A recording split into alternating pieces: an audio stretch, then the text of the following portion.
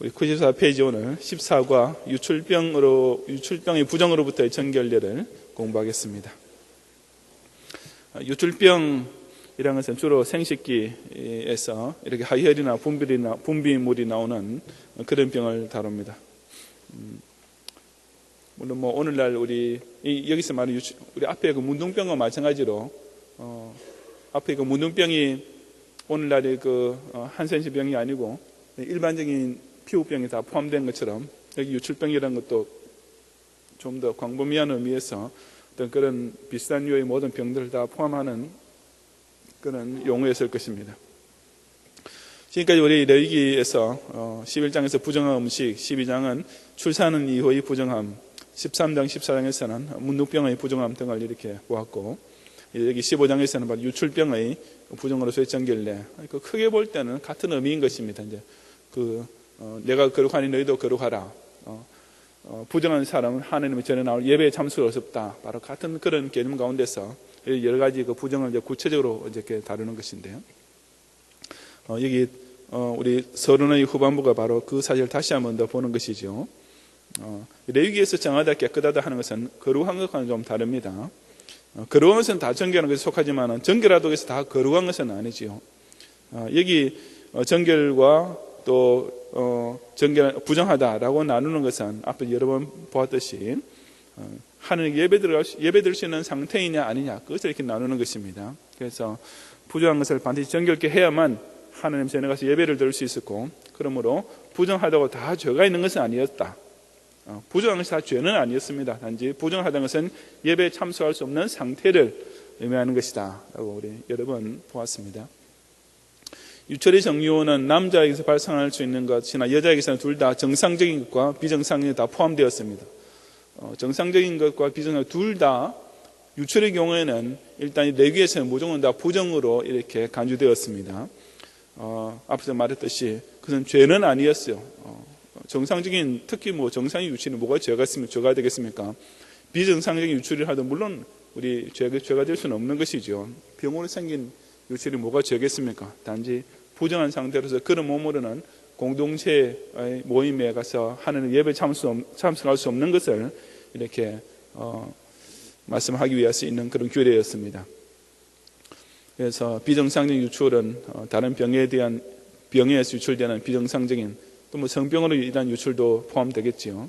정상적인 유출은 남자의 일반적인 생리 현상으로 해서 정액 유출되는 것도 포함이 되었습니다. 여자도 마찬가지로 생리기간에 유출될 때와 비생리기간에 유출이라는 경우가 다 포함해서 이 레위기에서는 일단 부정한 상태로 간주되었습니다. 그렇게 부정해지면은 유출해서 부정한 사람은 사람과 접촉하는 사람도 역시 부정하게 되고, 그 부정한 사람이 만지는 물건도 부정하게 되고, 부정하게 된 사물을 만지게 된 사람도 역시 또 부정하게 되는 그런 상태였습니다. 그 유출에서의 정결례는 정상적인 현상으로 부정해지는 경우에는 하루만 지나면은 또는 생리기간만 지나면은 제물을 바치지 않고 옷을 빨고 몸을 물러 씻는 것만으로 깨끗함을 입을 수가 있었습니다. 하지만 병으로 인한 유출병인 경우에는 유출이 끝인 이후 7일을 지나고 8일째 되는 날에 속죄제와 번제의 제물을 바침으로써 깨끗함을 입을 수가 있었습니다. 이것이 우리에게 주는 교훈이 무엇이겠습니까? 첫째, 우리가 살아가는 이 세상은 하나님 최초의 창조신 때와는 다르게 변질되었다는 것을 알려줍니다.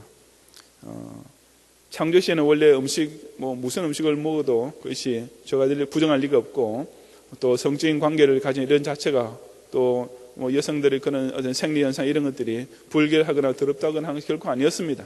그런데 죄가 이 모든 것들을 뒤틀어버리고 이렇게 이 세상에 우리 또 인간 사회에 또 우리 자신에게 부정이란 이런 요소가 오게 만드는 것이 그것이 바로 하나님과의 관계를 어긋나게 만드는 것이었죠.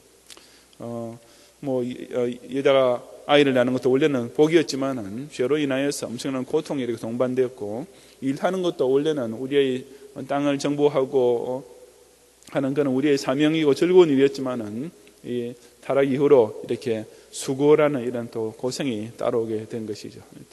이런 유출병을 정결내고 주는 교훈도 원래 이건 다 정상적인 건 아까 말한 정상적인 유출까지도 여기 부정에 포함된 이유가 우리 이 현실이 하나님 최초의 창조 때와는 다르게 변질됐고 타락과 저주 상태에 있다는 것을 우리에게 일깨워주는 의미가 있겠습니다.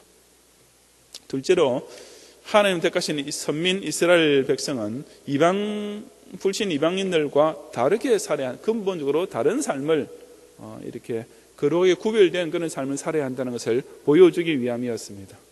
이방인들은 원래 생각하는 것이나 행동하는 것이나 다 악하고 죄에 관련될 수밖에 없었고, 특히 그 당시 이제 바알 종교는 이렇게 그 예배 의식 자체가 성적인 부정을 그러니까 예배 의식의 일환으로 그런 아주 물나는 그런 어떤 그 성적인 어떤 그런 것들을 하게 되어 있었습니다.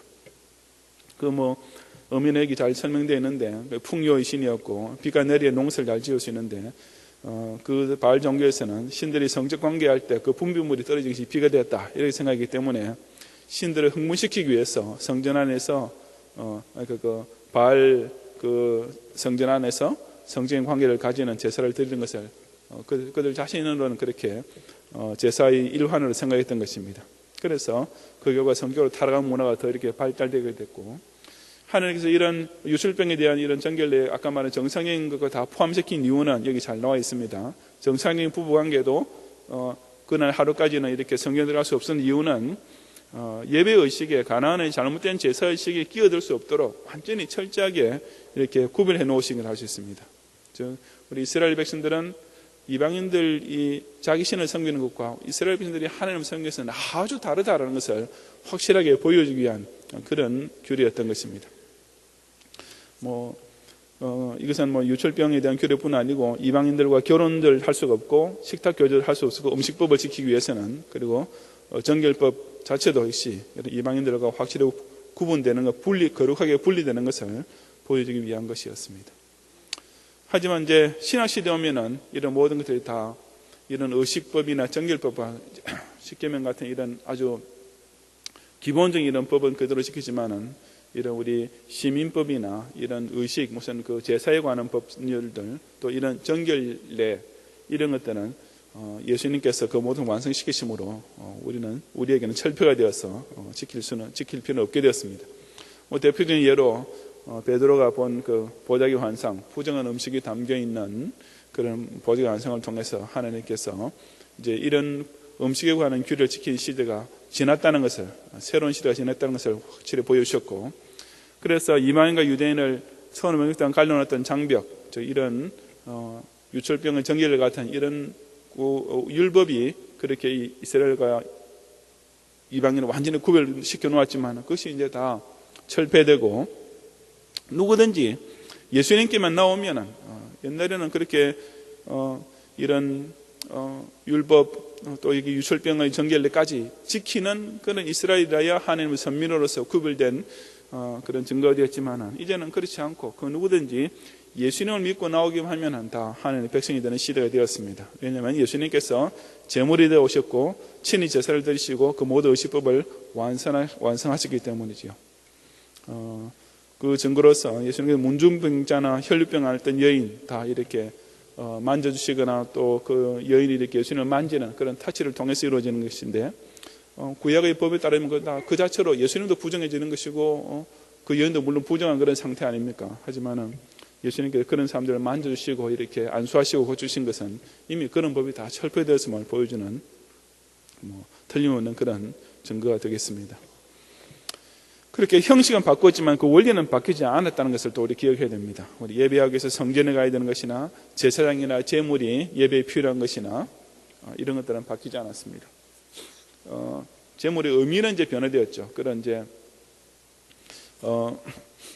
원리는 안 바뀌었지만은 형식과 의미는 바뀌었습니다. 그래서 오늘의 성전은 예수님 자신의 성전이고 예수님 자신이 제사장이고 예수님 자신이 또한 제물이 되어 있었으니까 구약의 제사장, 성전 이런 제물 의미와는 좀 의미는 달라졌죠, 분명히.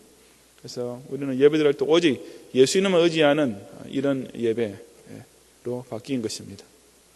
내가 거룩하니 너희도 거룩하라. 이 원리는 물론 바뀌지 않죠. 우리 당연히 기독 신자로서 불신자와 구별된 그런 삶을 살아야 하는 것은 똑같습니다. 다시 한번 결론적으로 말하지만은 이런 것들은 이런 유출병에 대한 규례는 온전히 하나님께 예배할 수 없는 그런 부정한 상태를 가리키는 것이지 나쁜 것이나 악한 것은 아니었습니다. 그리고 또 장차 하느님의 나라에서는 그런 것까지 완전하게 해주실 것을 또 우리 약속하신 그런 의미도 있고, 그래서 우리는 이런 신체인 결혼까지도 완전하게 해주실 그날을 기다리는 그런 소망을 가지게 되었습니다. 물론 우리 예수님 재림 때 우리 모두의 몸이 우리 예수님 같은 그런 완벽한 영화된 몸이 되는 그날을 가리키는 것이고, 바로 그런 기대를 가지고 소망하면서 오늘 이 시대에 우리는 예수님을 의지하고 예비하여 하느님을 기쁘시게 하는 그런 삶을 살도록 최선을 다해야 되겠습니다.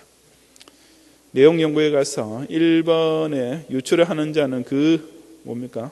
사람 자신이 부정하고 유출해서 부정하는 사람과 이 접촉하는 자, 사람도 부정한 사람이 만진 사물도 부정하고 나머지는 부정하게 된 사물 만지는 사물도 부정하게 되는 것입니다. 관계는 작을 지어서요. 자, 1번은 뭡니까? 나, 또 마. 2번은 나머지 다라가 되겠습니다. 3번에 가서 1번은 뭡니까? 동그라미, 2번 동그라미, 3번 가위. 제가 좀 귀검사를 한번 해봐야 되겠습니다. 왜 항상 이쪽 소리만 안 들리는지 모르겠어요. 이상하죠. 이게 자주 바뀔 텐데, 그죠? 바뀌는데 왜 이쪽만 들리고 이쪽은 안 들리는지 모르겠어요. 참 신기하네. 3번은 왜 틀리죠? 저주가 아니죠, 그죠? 복이죠. 자, 4번은 뭡니까? 동그라미. 이제 좀 들리네. 그 말 하니까. 5번요. 동그라미. 6번 동그라미. 7번 동그라미. 8번 동그라미. 9번 가위. 아니죠. 의식법과 정결법은 신약시대에 폐지되어 있습니다. 10번 동그라미. 11번 가위. 왜 가위죠? 변화되지 않은 것은 뭡니까? 원리만 변화되지 않고 형식과 의미는 변화되었습니다. 12번 동그라미, 13번 동그라미입니다. 왜 정상적인 유출조차도 부정해지는지 생각해보자. 아까 제일 처음에 설명했죠. 우리 가나안의 그런 제사의식과 완전히 구분해서 우리 이스라엘 백성은 이방 백성들과는 달리, 불신 이방 백성들과는 달리 확실히 다르게 이런 예배 생활을 한다는 것을 보여주기 위해서 이렇게 그런 그 규례가 주어졌었습니다. 그래서 이번 모든 의식법을 정립을 완성하시고 철폐하신 예수님의 은혜를 생각해보자. 이 은혜로운 거 아닙니까? 이것만 보아도 우리가 아직도 의식법 정립을 하나하나 지켜야 되는 시대에 살면 얼마나 불편했겠습니까? 여기 뭐 이런 구약 모세오경에 나오는 여러 가지 그런 율법들을 하나하나 다 구체로 지킨다면 참 굉장히 힘들고 어렵고 또 두려운 그런 시대에 살았으면 했을 것입니다만은 예수님께서 이런 걸 다 철폐하신 덕분에 간단히 말해서 우리 먹는 것도 마음대로 먹을 수 있죠. 예. 얼마나 참 은혜로운 게 많겠습니까? 예, 나눠보시면 되겠습니다.